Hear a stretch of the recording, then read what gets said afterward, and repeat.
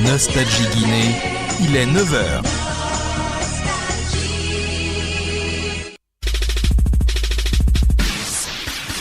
Face à l'info, la politique au centre des discussions sur Nostalgie Guinée, 9h-10h.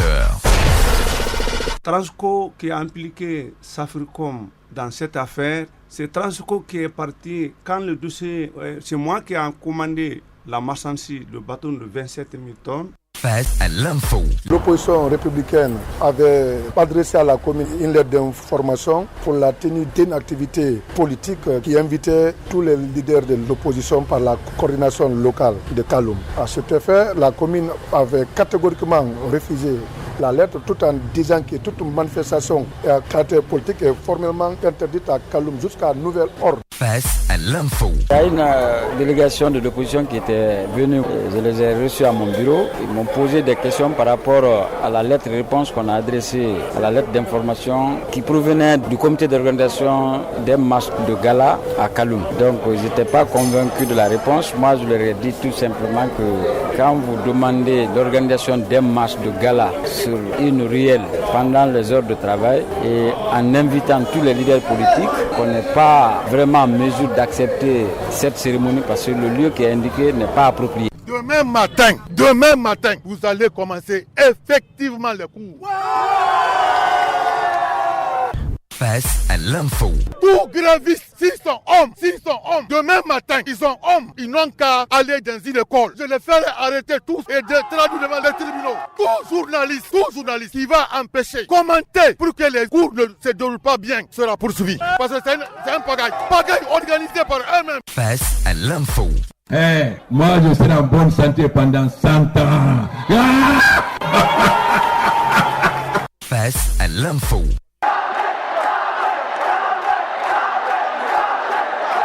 Vous pensez qu'en criant, vous allez impressionner quelqu'un? Qui vous allez impressionner? Qui? Moi? Alors, si vous pensez m'impressionner, vous allez vieillir dans cette salle avant de pouvoir m'impressionner. Ceux qui crient montrent seulement qu'ils sont mal élevés, mal éduqués. C'est tout. Mais on va vous obliger à vous redresser. Jusqu'à nouvel ordre, il n'y aura pas de tablette distribuée ni mis à votre disposition. Et vous saurez que c'est moi qui ai décidé de mettre ça à votre disposition. Ce n'est pas un droit. Alors, c'est moi qui l'ai décidé et je bloque jusqu'à ce que vous deveniez responsable devant vos autres camarades. Quelqu'un qui peut m'impressionner n'est pas encore né. Pas eux. Face à l'info. La politique au centre des discussions sur Nostalgie Guinée, 9h-10h. Nostalgie au cœur des infos. Toute une équipe pour vous accompagner toute la journée. C'est plus qu'une légende. Face à l'info.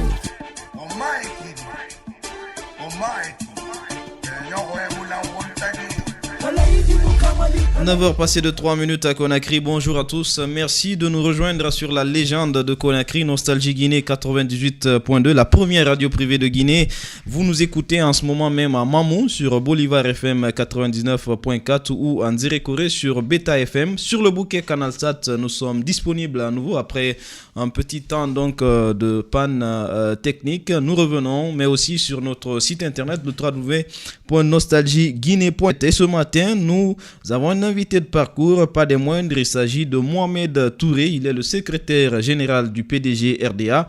Avec lui, nous reviendrons sur l'actualité politique guinéenne, la crise à la CENI, les élections communales, mais on parlera aussi du PDG RDA, de la vie de cette formation politique. Et puis, vous le savez, Kader Aziz Kamara est le nouveau président, par intérim, précisons-le, de la Commission électorale nationale indépendante. La Cour constitutionnelle est-elle compétente en la matière? Pour répondre à cette question, nous avons en ligne Kamara Mohamed, juriste. Bonjour Mohamed. Bonjour M. Touré, bonjour à M. Touré, leader également, ainsi qu'à tous les auditeurs de la radio Nostalgie Guinée. Bien, on va dire bonjour à tous qui sont dans ce studio. Abdoul Baldé, bonjour. Bonjour Madi et bonjour aux auditeurs. Bonjour à vous Gilbert Saïd Kamano. Bonjour Alpha Madi, bonjour à tous les auditeurs de la 98.2 FM. Le camarade Sidi Diallo également dans ce studio, bonjour. Oui, bonjour, salut. Bonjour Monsieur Touré. Oui, bonjour et bonjour à Monsieur Camara. Voilà. Alors, Monsieur Camara, dites-nous la question, je la posais tout à l'heure. Est-ce que la Cour constitutionnelle a cette compétence de pouvoir imposer un président intérimaire au niveau de la Cour, de la Commission électorale nationale indépendante? J'y arrive. La réponse est non, mais c'est pas ce que la Cour a fait. La Cour n'a pas imposé. Vous savez, les commissaires qui sont au niveau de la CENI, s'ils ont eu raison de mettre en application l'article 17 de la loi 016 pour faire un remplacement partiel ou total des 5 membres du bureau, mais en l'occurrence le président notamment, si les 19 commissaires étaient dans leur droit, donc en respectant l'article 17, ils ne devraient pas, par exemple, précipiter la passation de service, étant rappelé que le camp adverse qui a vu son poste être en tout cas récupéré n'a pas encore fini d'utiliser les voies de recours juridictionnelles, parce qu'en Guinée, quand vous avez le droit, la qualité, vous pouvez en ce moment explorer ce qu'on appelle les voies de recours juridictionnelles conformément à l'article 9 du Code de procédure civile. Mais une fois que l'affaire est pendante devant la juridiction, il fallait attendre que la justice vide ce contentieux-là avant de faire quoi que ce soit. Donc, l'arrêt numéro 41 qui a été rendu hier, c'est un arrêt rendu, c'est le type d'arrêt qu'on appelle des arrêts avant dire droit. C'est-à-dire c'est comme en avant-goût, en attendant de travailler sur le fond du dossier lui-même. C'est pourquoi la Cour, en pareille circonstance, a désigné M. Aziz, non pas parce que c'est une question de désignation, parce que la Cour n'a pas cette compétence de désigner des personnes directement, mais c'est en appliquant à la fois l'article 10, mais aussi l'article 17, l'article 10 de la loi 016 sur la CENI et l'article 16 sur le règlement intérieur de la CENI. Donc c'est l'élément combiné de ces deux-là qui a porté le choix sur M. Aziz, qui constituait comme étant la seule et l'unique réserve en ressources humaines présidentiables par intérim, parce que pour être à la tête de la CENI, il faut être de la société civile. Donc comme la société civile a 3 personnes qui se font la guerre et la guéguerre par juridiction interposée ou par médias interposés, alors il était bon que, comme la Cour est dans son rôle, en vertu de la loi 06 sur le fonctionnement de la Cour suprême, de procéder à ce qu'on appelle la régulation du fonctionnement des institutions constitutionnelles. C'est donc à bon droit que la Cour a ainsi visé la personne là. Mais cette personne n'a pas à dire déjà, bon, je vais commencer déjà à égrener et tout, parce qu'on a entendu M. Aziz parler de l'élaboration du chronogramme et tout. Mohamed, pour corroborer un peu vos propos, j'ai devant moi cette décision de la Cour constitutionnelle qui ne nomme pas M. Aziz comme président intérimaire, mais qui dit, je cite, décide qu'en attendant la présidence de la CENI sera assurée par le 3e commissaire représentant des organisations de la société civile assisté des 2 vice-présidents. Exactement, c'est tout à fait, M. Touré. Donc, vous avez tout à fait vu droit au niveau des motifs qui ont été indiqués au niveau de la Cour constitutionnelle. Donc, c'est de dire simplement qu'attention, on ne peut pas voir une institution constitutionnelle dans une sorte de léthargie. Il n'y a même pas une personne qui puisse répondre des courriers. Donc, le rôle du commissaire qui a été désigné ainsi parce qu'il répondant au profil du job étant désigné par la société civile, ils sont au nombre de 3, parce qu'aucune autre personne sous l'empire de la loi 016 ne peut présider présentement la CENI, sauf les personnes issues de la société civile. Ce qui revient à dire que, en attendant que la Cour ne vide le contentieux, c'est sur le fond, pour savoir est-ce que ce que M. Bakary dit que la procédure n'a pas été respectée, est-ce que ces arguments peuvent prospérer devant le droit, ou bien c'est le camp de M. Kébé qui a respecté l'article 17 en se faisant entourer par un huissier qui peut agir par export huissier. Donc tout cela, la Cour va être habilitée, parce que la Cour a une fonction qu'on appelle la fonction régulatrice. C'est-à-dire, c'est la Cour qui, en attendant que la procédure soit validée, va être habilitée à vérifier que la procédure est respectée. Donc, Donc, elle régule le fonctionnement des institutions.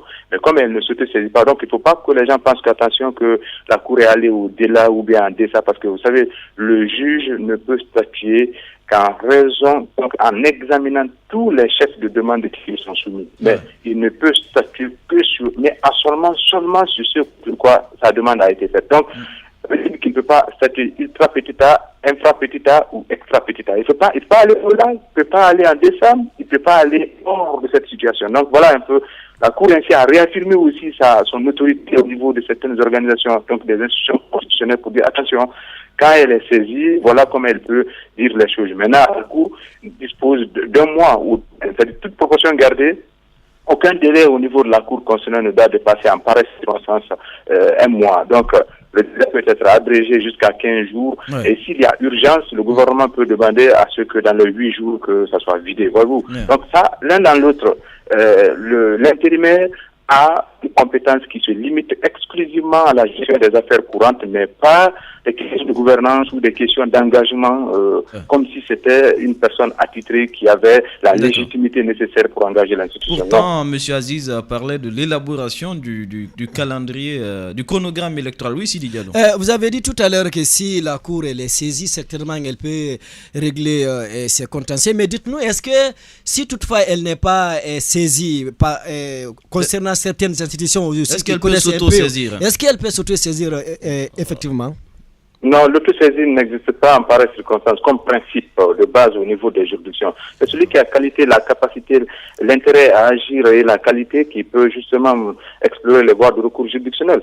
La preuve, même quand il y a un conflit de compétences entre deux institutions constitutionnelles, c'est la plus diligente qui doit saisir la Cour, mais tout en informant l'autre qui est en retard qu'attention qu'elle a saisi déjà la Cour constitutionnelle pour que la Cour puisse se prononcer sur le règlement intérieur des institutions constitutionnelles. Donc, voilà un peu une réaffirmation du rôle. Et c'est ce qu'on attend des juridictions au niveau de notre pays pour ne pas lâcher simplement les patates chaudes, mais trancher pour que force reste à la loi et que les gens respectent les procédures. Parce que si les 19 commissaires ont eu raison de mettre en application l'article 17 du règlement intérieur, ils n'avaient pas du tout à se précipiter parce que on ne peut pas être soi-même désigné et procéder à sa propre passation de service soi-même. C'est pas possible. Il faut qu'il y ait deux institutions qui soient là pour coordonner tout cela et superviser. Donc voilà un peu. Donc en droit, la forme commande le fond. Donc, je pense que c'est cette leçon que la Cour a administrée aux commissaires qui voulaient faire une sorte de passation au forceps, même si par ailleurs ils avaient respecté quand même l'article 17 par rapport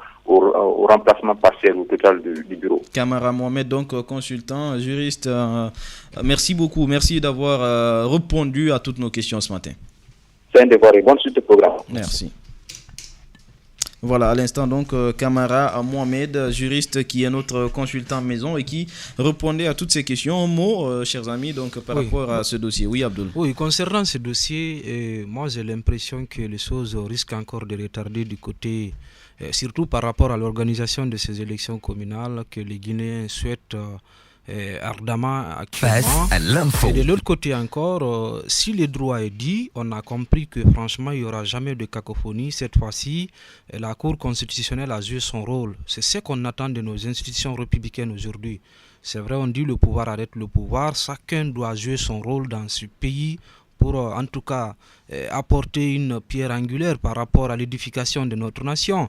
Et de l'autre côté encore, j'ai l'impression que la passe Bakary Fofana sera bientôt tournée du côté de la CENI parce que quelles que soient les circonstances, je ne pense pas, pour le moment je ne suis pas dans le secret quand même du verdict qui va tomber bientôt du côté de la Cour constitutionnelle, mais je ne pense pas, quelles que soient les compétences ou bien les marges de manœuvre de Bakary Fofana, s'il va revenir au niveau de la tête de la Commission électorale nationale indépendante.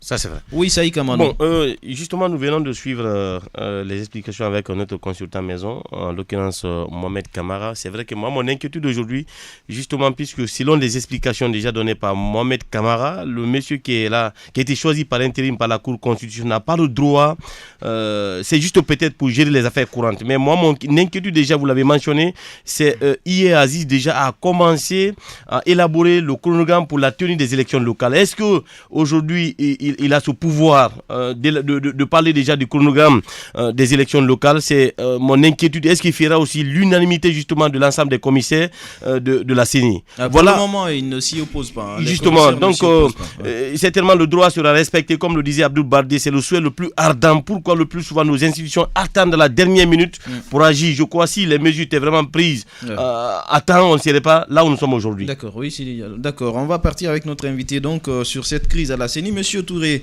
Mohamed, secrétaire général du PDG RDA, vous venez d'écouter donc Mohamed Kamara qui a éclairé un peu notre lanterne sur cette question. Vous au PDG RDA, comment vous traitez cette question, cette crise au niveau de la Commission électorale nationale indépendante?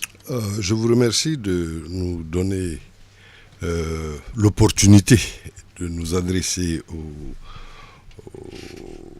peuple de Guinée à travers votre média par rapport à ces questions qui tenaillent, si vous voulez, notre équilibre tant institutionnel que social en général. On va de crise en crise et on semble ne pas s'en sortir. Et comme l'a dit tout à l'heure votre consultant maison, en droit, la forme commande au fond. Ouais. Je ne suis pas un juriste, je ne suis pas dans le droit, dans le droit en tout cas de façon... Vous n'êtes pas spécialiste. Strict, voilà. Je suis politique. Et je pense qu'en politique, c'est le fond qui doit commander à la forme. Parce que quand le fond est propre, quand le fond est juste, quand le fond est équitable, la forme qui vient avec automatiquement suit. Donc je suis en politique. Et je constate en réalité que le fond de la question, c'est quelque part un refus systématique de voir la société guinéenne évoluer sur le plan politique. Un refus systématique que nous avons dénoncé de la part de tout le monde, de la part de tous les acteurs politiques, à l'exception de quelques-uns, puisque le PDG les dénonce. Ouais. Nous avons dénoncé. En réalité, nous avons l'impression que, et c'est une réalité, aujourd'hui, le pouvoir dans notre pays est confisqué par une classe politique qui ne veut pas s'en défaire. Et le pouvoir, en réalité, puisque je parlais de fond tout à l'heure, c'est un attribut du peuple de Guinée. C'est un attribut de tous les citoyens guinéens pris individuellement qui ont le droit de participer à la vie, à leur vie, à la vie de leur communauté, à la vie de leur société. Tout ce qui a trait à la classe politique en haut de, si vous voulez, de la sphère politique, c'est-à-dire des grands décideurs, se passe allègrement entre eux. Mais dès qu'il s'agit d'impliquer les populations, les problèmes sortent de partout. Ouais. Vous voyez, vous avez bien vu et on l'a dénoncé, la loi qui a été prise récemment, et nous le disons. Ouais. Qui figurait dans le point 2 de l'accord. On voit que vous n'avez pas encore digéré. Non, nous ne digérons. Ce n'est pas une question de digestion. C'est une question de droit qu'on refuse aux citoyens guinéens. Et ça, il faut le dire. Nous le dénonçons. Nous n'avons à digérer rien du tout. Ouais. Nous nous battons, nous informons les populations guinéennes et nous sommes certains qu'en mobilisant l'opinion nationale à un certain niveau, ces abus, parce que c'est un abus qui est fait contre les citoyens guinéens, doivent s'arrêter. Bon, vous avez constaté cette crise-là. Ouais. Elle s'est passée au vu et au su de tout le monde. On nous a dit, on nous a fabriqué une loi qui est sortie de l'Assemblée. Une Assemblée qui est essentiellement constituée de deux grands partis, soi-disant grands, et qui ne sont grands que parce que ils représentent des communautés ethniques et régionales. Face à l'info. C'est une réalité. Nous, c'est ça le fond. Et c'est ce qu'on dit. Et donc, toutes les formes doivent doivent se faire par rapport à cette réalité-là. Et comment la transformer? Comment faire en sorte que tous les citoyens guinéens, qu'ils soient Konyagi, ou qu'ils soient Mano ou Kono, quelle que soit la minorité de son groupe linguistique ou ethnique, qu'ils participent à un pied d'égalité avec tous les autres citoyens guinéens. Cela est une exigence que nous réclamons. Nous sommes dans une situation où, je vous ai dit, la loi là est passée comme ça à l'Assemblée. Ensuite, elle a été contestée par des formations politiques et par des groupes de la société civile. La Cour constitutionnelle a pris cas, a invalidé pratiquement la loi puisqu'elle a fait un chapelet de points concernant la loi qui était, n'est-ce pas, non constitutionnelle.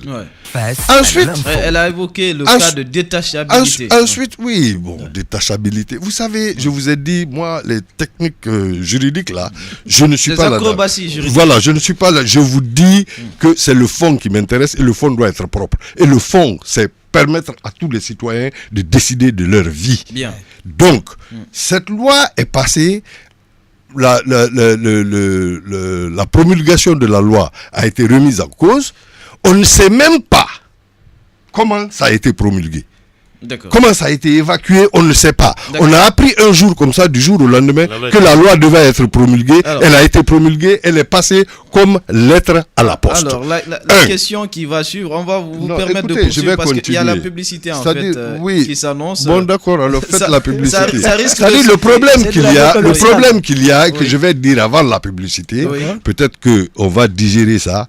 Nous avons l'impression, et d'ailleurs même pas l'impression, nous constatons le déroulé d'un coup d'État constitutionnel. C'est ce que nous disons et c'est ce que nous dénonçons. D'accord. On va revenir sur cette question, mais aussi sur la CENI. Comment sortir finalement de cette crise? Juste après les spots publicitaires, ça va durer 2 minutes. Nostalgie au cœur des infos. Toute une équipe pour vous accompagner toute la journée. C'est plus qu'une légende. Nostalgie Guinée, page publicitaire.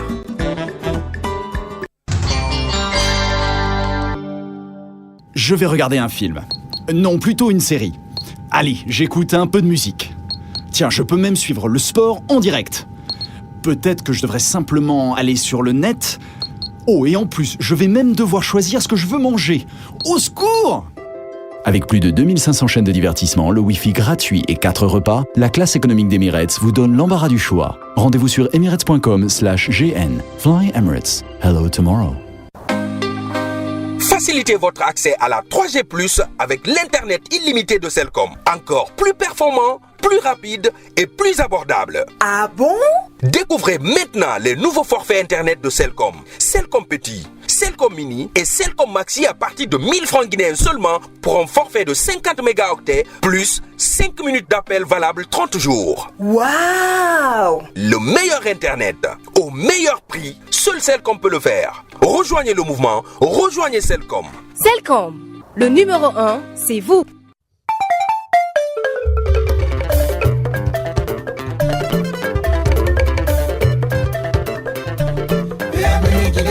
Talata mekaro teletan woro 2017 pemi Guinée dina dalaka harijenya afoka memba ko kursu flana na ye special multidi otolo dina damina midi batami wati mena ha kibaru nyuma ne odi programme kurao Pourquoi sorona ming? Programme spécial multidi c'est sorona pemi Guinée la point de vente d'incral do 4 programme officiel bela denima. Wotuma ndise katolon sunyafla ka harge fana soro sunyafla ala wulini wole matencho katolon soma ani katolon gurala ka harite belebele soro PMU Guinée la bedina gagne. PMU Guinée, on parie que vous allez gagner. J'espère que tu es prêt pour la reprise des championnats. C'est sur les bouquets Canal+ que tout se joue. Tu veux être au premier rang et ne rater aucune action des plus grands matchs de l'UEFA Champions League, de la Ligue 1, de la Liga et de la Première Ligue. Rends-toi vite sur les chaînes Canal+ Sport. Tu veux être au cœur de l'action? C'est sur A+ Sport que ça se passe, avec les grandes compétitions sportives africaines et les victoires de tes équipes préférées. Il ne tient qu'à toi de devenir un vrai champion. Le meilleur du sport se joue sur les bouquets Canal+, avec le décodeur à 90 000 francs guinéens. Alors abonnez-vous vite. Voir tarifs et conditions dans votre boutique Canal+. Diaspora. Comment vivent-ils? Que font-ils? Pour tout savoir sur la vie des Guinéens vivant à l'extérieur, suivez l'émission Diaspora tous les samedis de 18h à 20h sur Nostalgie Guinée avec Sissi Abdoulaye. Les familles Keita, Bangoura, Ba, Sila, Kamara, Sissé, Yombuno, Diallo, Touré et Allié ont la profonde douleur de vous annoncer le décès de leur mère, épouse, tante, sœur et grand-mère, Madame Keita, née Catherine Bangoura, Bangous, ex-travailleuse de Anta.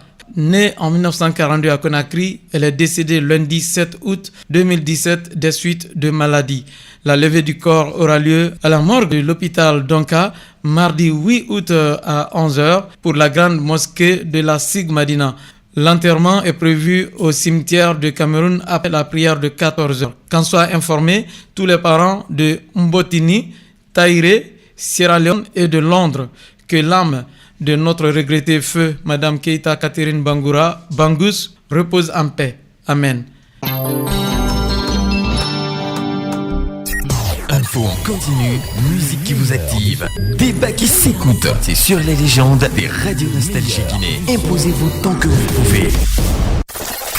Nostalgie au cœur des infos. Toute une équipe pour vous accompagner toute la journée. C'est plus qu'une légende.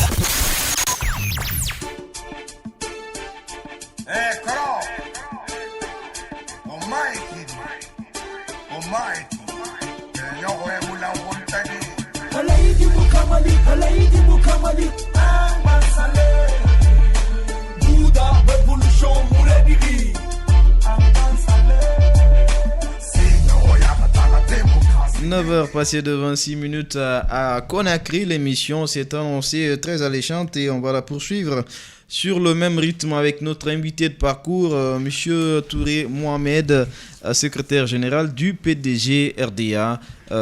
J'espère que vous êtes retourné en forme après la pause. Monsieur Touré.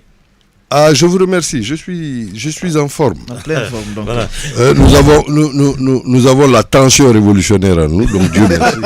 D'accord. Alors, oui, sur la même lancée. Donc, vous étiez en train de vous attaquer à... De dénoncer ce qu'on appelle... ce que vous avez appelé le coup d'État constitutionnel. Oui, vous vous rendez compte que on change en dernière minute, en dernière instance, des textes qui ont prévalu à la République, à la Troisième République, depuis son inception jusqu'à maintenant. Oui. Nous sommes dans le deuxième mandat du président de la République. Combien d'années dans le deuxième mandat du président de la République? Et c'est maintenant que, d'une part et de l'autre, je ne sais même pas comment l'opposition peut tomber naïvement dans ce genre de manipulation si elle-même, elle n'avait pas son compte. De toutes les façons, j'ai l'impression que le chef de file de l'opposition, soi-disant, à 500 millions maintenant par mois, oui, c'est un jeu d'intérêt. Alors ça peut-être justifier le fait. En tout cas, ce qui est la réalité, c'est que le dernier code électoral qui est passé par le forcing au niveau de l'Assemblée et ensuite qui a été promulgué sans qu'on ne sache même ils ont voté à l'unanimité à l'Assemblée. Malgré, oui, je sais, l'unanimité, enfin, vous savez, l'Assemblée, comment elle est constituée. Des représentants de l'opposition. Vous savez comment elle est constituée. Oui. Sauf, on nous a refusé, nous, l'Assemblée. Sauf le groupe parlementaire. Malgré le vote qui a été fait pour le PDG, on nous a refusé l'Assemblée. On comprend maintenant.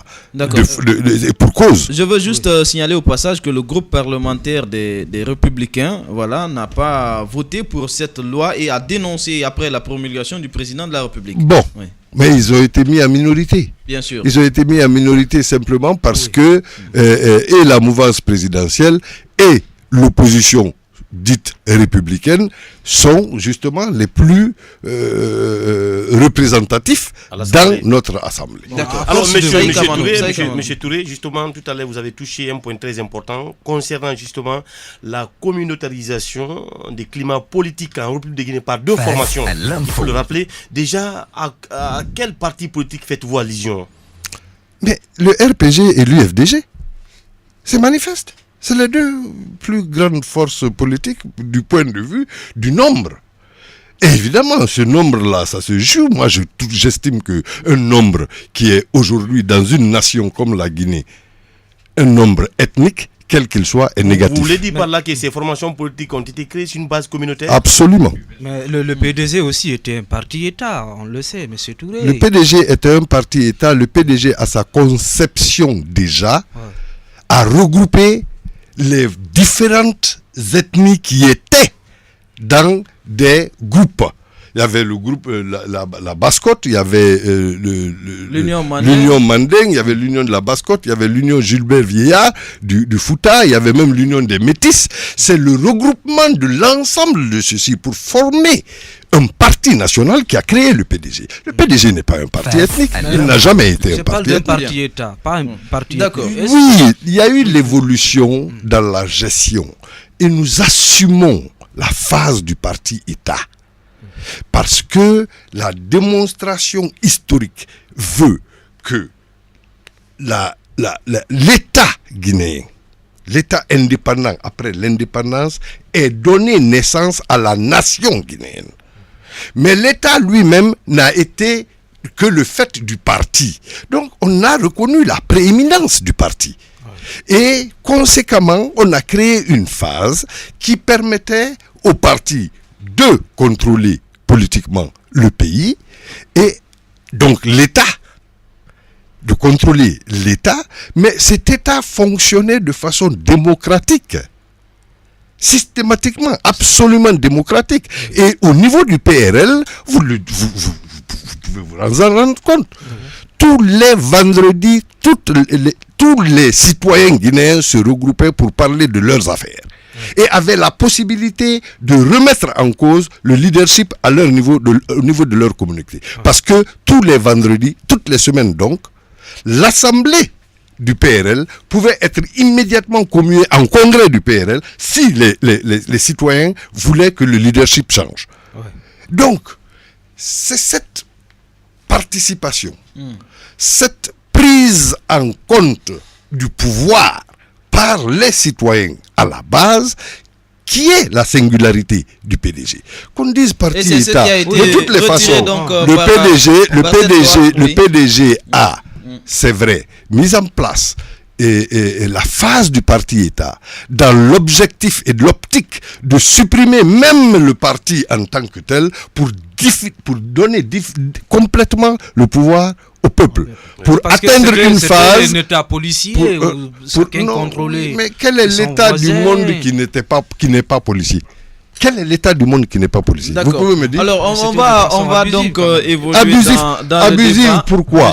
Non, écoutez, oui, c'est important parce que il y a des notions qui sont dites, qui sont redites. Voilà, vous n'avez pas vécu, vous le dites et vous le redites parce que on vous a on a mis ça dans l'esprit des gens. Parce que le PDG, il faut le combattre. Parce que l'esprit d'indépendance et de souveraineté que porte le PDG, il faut le combattre. Depuis 1984, systématiquement, ça a été fait. Jusqu'à ce qu'on fasse des programmes d'études dans les écoles pour enseigner aux enfants que le PDG, c'est le monstre. Mais pourquoi? Parce que ceux qui ont pris le pouvoir étaient opposés systématiquement au PDG. Mais en réalité, quand on fait le bilan des deux gestions, parce que moi je dis en deux, PDG et après PDG.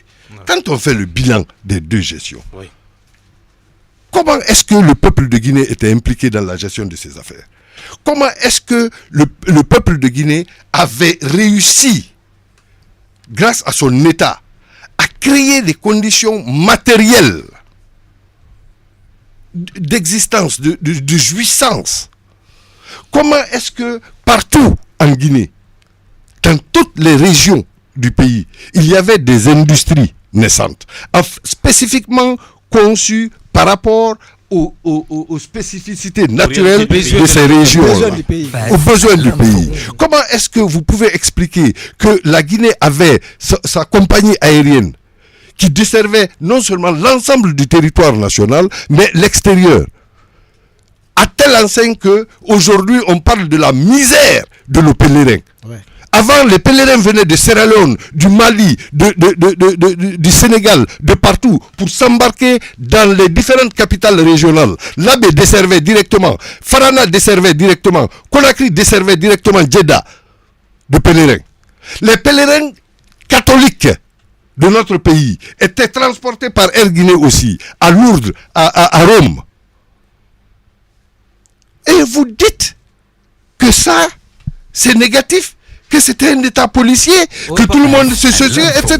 Oui, parce que la démographie n'était pas galopante aussi non plus. Mais laissez tomber cette histoire de démographie. La démographie est galopante. La démographie est contrôlée par une structure, par une organisation de la société.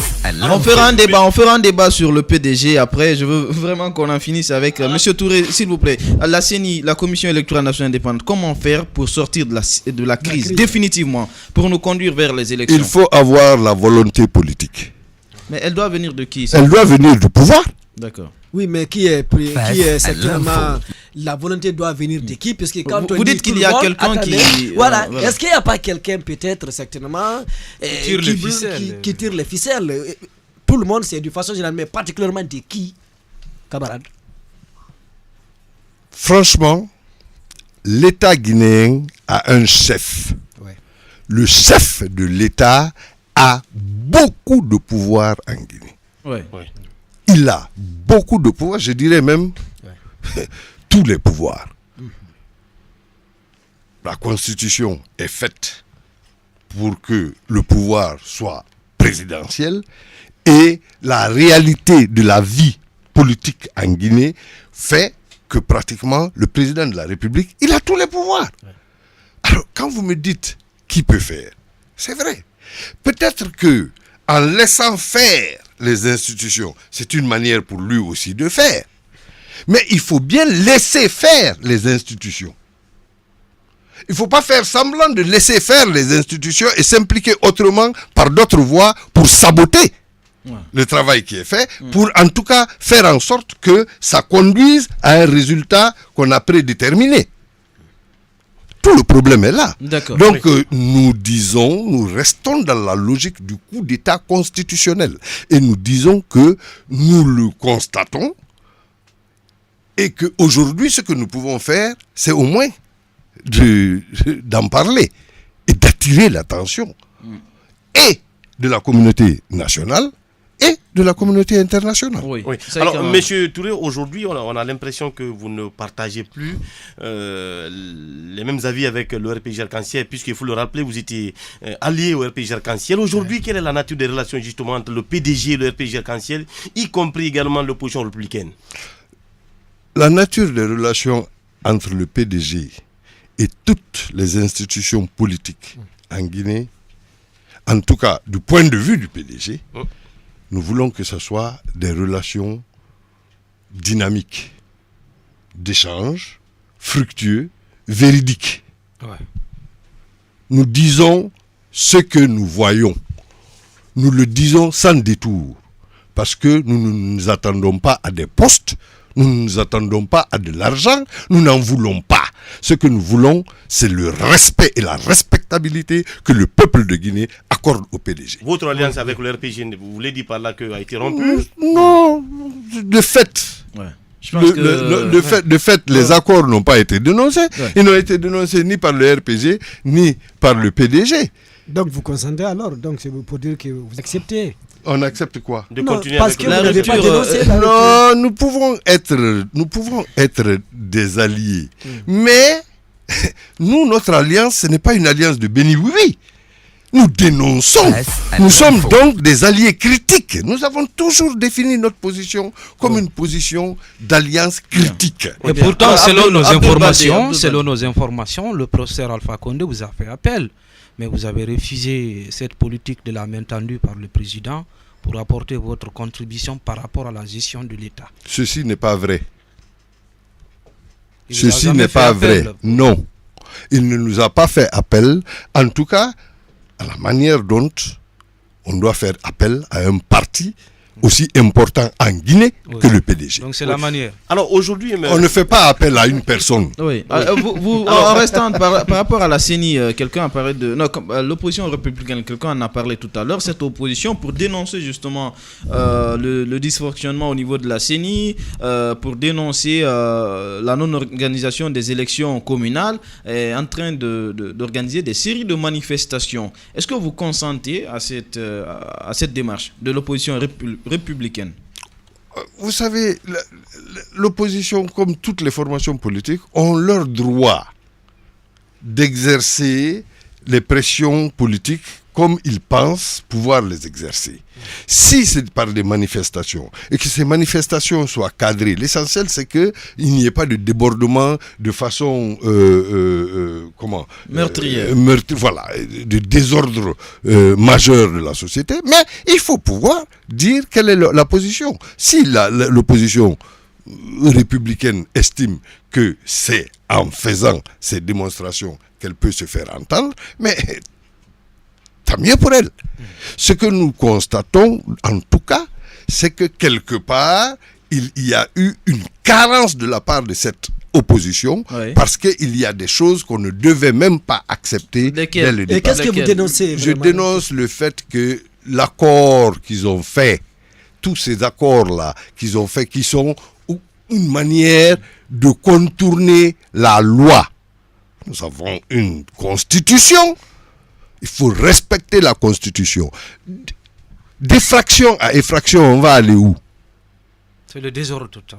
D'effraction à effraction, on est tout le temps dans le consensus. Alors qu'on a une loi. La République est cadrée normalement par une constitution. On ne renonce pas à la constitution. On n'a pas renoncé à la constitution quand on devait le faire. Parce que c'était déjà 2010 qu'un référendum devait être convoqué, une nouvelle constitution devait être adoptée. Oui. Ça n'a pas été fait, on a préféré continuer à gérer la Troisième République avec la constitution de la transition. Bon, ça a été dénoncé. Le PDG l'a dit, haut et fort. Mais le PDG n'a pas été écouté. Comme aujourd'hui, on a l'impression de ne pas être écouté. N'en déplaise. Nous le disons. Nous ne sommes pas écoutés peut-être par cette classe politique-là, mais nous sommes écoutés par le peuple. Oui, alors, monsieur Touredé, petite question. De quel bord aujourd'hui appartient le PDG RDA? Le PDG... Deuxièmement, quelle analyse justement, on a suivi tout à l'heure des avantages de la Première République dont nous, on n'a pas tellement vécu, mais aujourd'hui, quelle analyse justement faites-vous de la gestion des autorités de la Troisième République? Oui, on va parler politique et on reviendra sur cette analyse-là. Sa première question, monsieur Touré. Oui. Vous appartenez en ce qui concerne l'opposition ou la mouvance? Ou bien la mouvance, puisqu'en Guinée, pour l'instant, on n'a que ces deux bords. Il n'y a pas de centriste au moins. Centriste, c'est-à-dire les classifications là, nous sommes le PDG. Nous appartenons au PDG. Un parti d'opposition. Nous appartenons à la tendance du peuple de Guinée. Ça peut être difficile à comprendre. C'est très difficile. Écoutez, très difficile. C'est-à-dire que si vous n'êtes pas de la mouvance, comment ça peut être? Non. Vous êtes de l'opposition. Pourquoi vous voulez nous enfermer? Un parti politique qui ne travaille pas avec le gouvernement est un parti d'opposition. Pourquoi vous voulez nous enfermer dans des catégorisations? C'est la réalité de la Guinée. C'est la réalité de la Guinée. Nous la contestons, cette réalité, parce qu'elle est fabriquée, elle n'est pas celle du peuple. Oui, mais nous sommes dans un système de bipolarisation de la vie politique. Mais on est d'accord et nous contestons ça parce qu'elle n'est pas fondée. Elle est créée pour s'aborder la nation guinéenne. Et malheureusement, c'est la réalité. Absolument. Et c'est pour ça qu'on en parle. C'est pour ça que vous voulez me mettre dans un cadre ou dans un autre. Et c'est parce que c'est cette réalité-là que je combats, que je refuse d'être dans un cadre ou dans un autre. D'accord. Je refuse de m'enfermer. Alors, monsieur Touré, à cette allure-là, je signale que cette question sur la gestion du PDG, on va revenir là-dessus à la fin de l'émission, très largement d'ailleurs. Mais dites-nous... à cette allure, ça ne va pas à la Commission électorale nationale indépendante, il n'y a pas d'élection communale, il n'y a pas de budget pour l'organiser, il n'y a pas de chronogramme, il y a les élections législatives qui sont prévues en 2018, nous sommes presque vers 2018, et après il y aura les présidentielles de 2020, on sait les enjeux qui entourent ces élections-là. Est-ce qu'à cette allure, on ne risque pas de se retrouver dans une situation d'instabilité ? politique. Nous sommes déjà dans la situation d'instabilité. Je vous dis que nous sommes en train d'assister au déroulé d'un coup d'État constitutionnel. Vous ne comprenez pas ça? Ça veut tout dire. Ouais. L'instabilité, elle est là. Les germes de cette instabilité, ils sont là. Et c'est pour ça que nous crions. Et qu'est-ce qu'il faut pour ne pas avancer dans cette crise, parce que ce n'est pas vraiment avantageux pour la Guinée? Ce qu'il faut, c'est de changer le changement. C'est de changer le système dans lequel nous sommes. C'est un système qui nous amène droit dans le mur. Un système qui vous permet, quand j'entends de l'opposition qui dit qu'aujourd'hui les nominations sont faites et qui fait même un parallèle avec le premier régime qui soi-disant était contre une communauté ou une ethnie en Guinée, etc., etc. C'est des attitudes plus que graves. Quand je constate de l'autre côté que des associations sont fabriquées et forgées avec des attributions particulières d'une communauté, il faut etc., des bêtises comme ça, qui sont fabriquées. Ouais. Quand je constate ça, je suis inquiet. Ouais. Je suis inquiet parce que d'un côté et de l'autre, la gestion de la nation est confiée à des gens qui sont des gens qui ne gèrent que de façon ethnique. Yeah. Et ça, c'est inquiétant. Ça aboutit à quoi? Et je l'ai dit, le PDG l'a dénoncé. Si le deuxième régime a été l'artisan du démantèlement de l'État indépendant et souverain que le PDG a laissé en héritage à son peuple, il ne faut pas que la Troisième République soit l'instrument du démantèlement de la nation guinéenne. Parce que les deux ont été construites. Et les deux sont le produit du travail du peuple de Guinée tout entier. D'accord. Monsieur Touré Mohamed, secrétaire général du PDG RDA, donc, qui s'exprime ce matin dans Face à l'info sur Nostalgie Guinée.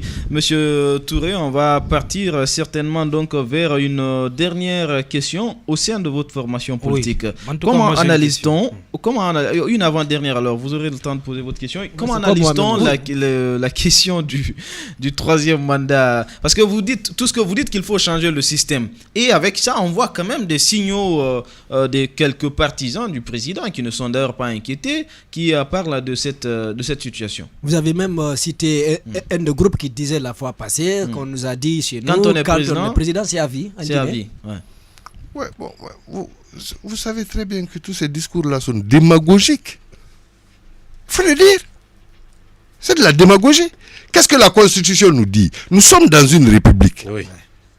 Nous sommes un parti républicain. Ouais. Pourtant, le PDG est taxé de tous les noms, abusivement. Mais nous sommes un parti républicain. La Constitution à laquelle nous avons obéi jusqu'à présent nous dit clairement. C'est pour ça que je vous dis que nous sommes inquiets. Parce que quand les tripatouillages commencent et que quand l'opposition même accepte, parce qu'elle a peur du verdict des urnes au niveau local, et le pouvoir et l'opposition, ils ont tous les deux peur du verdict du peuple. C'est pour ça que les communales là, on les voit de façon très hypothétique. Ouais. Alors donc, je vous dis encore, la position du PDG est une position républicaine.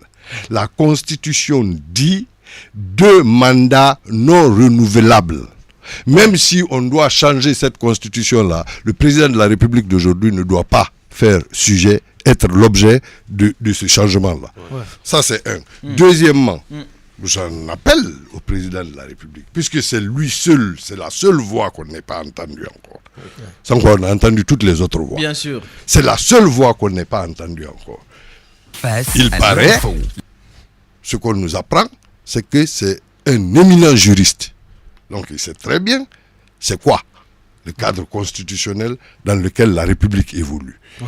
Deuxièmement, je vous dirais, c'est lui qui a dit qu'il était le Mandela guinéen. Mandela n'a même pas attendu 2 mandats. Oui.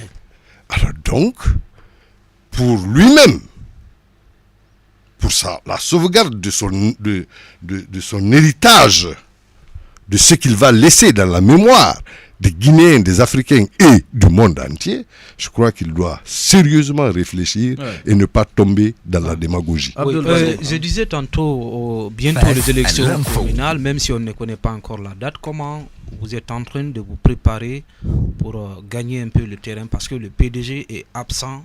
C'est un constat quand même qu'ils ont. Non, quand même, les dernières élections, on a vu, vous étiez sur le terrain. Est-ce que cette fois encore, ce sera la même chose? Vous avez tout à l'heure dénoncé du fait que vous disiez même qu'on a volé. Le PDG est toujours présent. Vous aussi, vous dites qu'on vous a volé. Au présidentiel 2010, on nous a refusé notre candidature de façon très abusive. Pour quelle raison? Parce qu'ils ont estimé que la quittance libératoire du Trésor, qui est propriété du PDG, parce que quand on va au Trésor, on paye de l'argent. La quittance qui est donnée, elle appartient à celui qui a payé l'argent. Puisque la quittance, là, elle est coupée d'un livre dans lequel il y a une souche. Cette souche-là appartient à l'État. Et c'était la Cour, à l'époque, c'était pas la Cour constitutionnelle, c'était la Cour suprême qui gérait les trucs. La Cour des comptes, qui gère le trésor public, était au sein de la Cour suprême. Alors donc c'était une affaire comme ça. Voilà. Alors ensuite, aux élections législatives, je vous ai dit, on ne veut pas du PDG au niveau du Parlement là, parce que ce qu'on dit, notre discours là, peut-être qu'il n'est pas à entendre.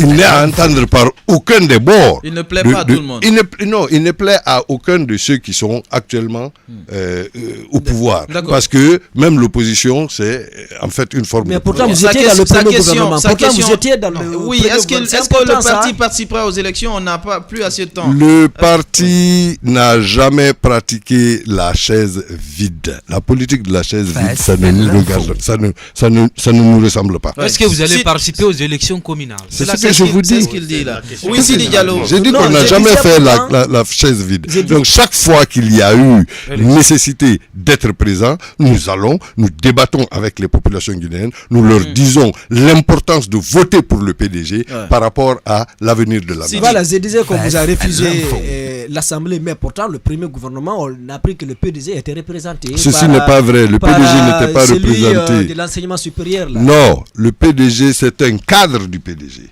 mais ce n'est pas le PDG qui l'a désigné.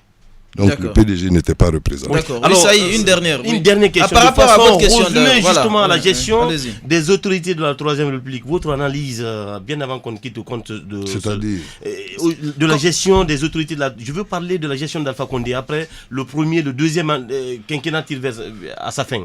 Je trouve que c'est une gestion qui centralise tout au niveau de la présidence de la République, malheureusement.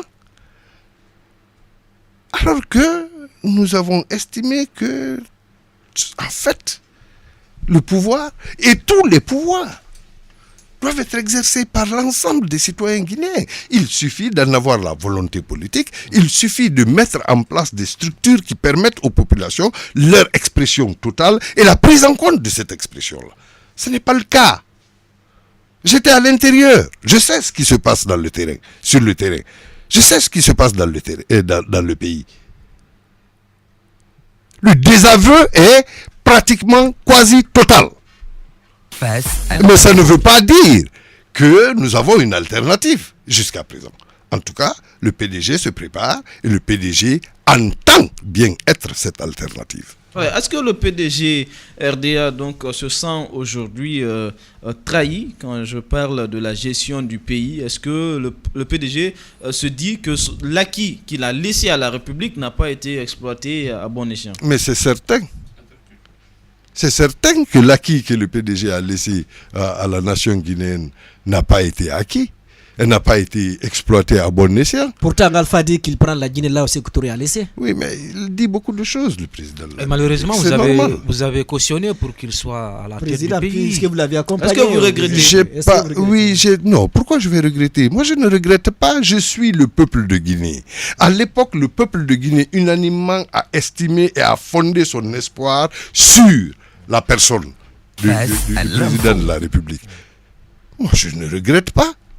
Je suis le peuple de Guinée et je continuerai à suivre le peuple de Guinée. Nous sommes un parti populaire, nous sommes un parti d'avant-garde aussi. C'est pour ça que nous crions d'avance et nous disons au peuple de Guinée, attention, voilà comment nous voyons, voilà comment en travaillant d'une certaine manière, nous pouvons arriver à des résultats positifs. Nous le disons. Et voilà comment, en travaillant comme aujourd'hui c'est fait, nous arrivons dans le mur. Donc ce n'est pas la suite du régime Sékou Touré alors. Pardon? Ce n'est pas donc la continuité du régime Sékou Touré. Quand on refuse aux citoyens son expression, quand on refuse à la communauté de base, aux citoyens à la base, la gestion de ces affaires, on ne peut pas être Sékou Touré. D'accord. C'est une question que, c'est pour finir, une question que je pose au président de toutes les formations politiques que je reçois désormais. Est-ce que aujourd'hui, parce qu'on parle d'alternance, c'est vrai, au niveau de la République, on doit respecter la Constitution, mais au sein de vos propres formations politiques, est-ce qu'il y a de l'alternance effectivement? On constate de façon générale que beaucoup de présidents des partis en Guinée sont éternellement présidents de leur formation politique. Monsieur Touré. Oui, c'est vrai. On parle de l'alternance. Le PDG n'a jamais parlé de l'alternance de cette manière, de toutes les façons. Je vous mets à l'aise. Le PDG n'a jamais parlé de l'alternance de cette manière. Et je sais de quoi je parle. Un. Deuxièmement,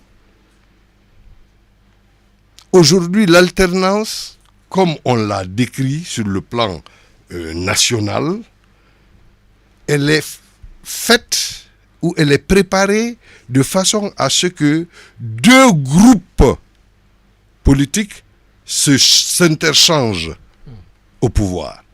On fait tout pour ça. On crée même des courants idéologiques auxquels les uns et les autres appartiennent. Ouais. Qu'ils soient conscients ou qu'ils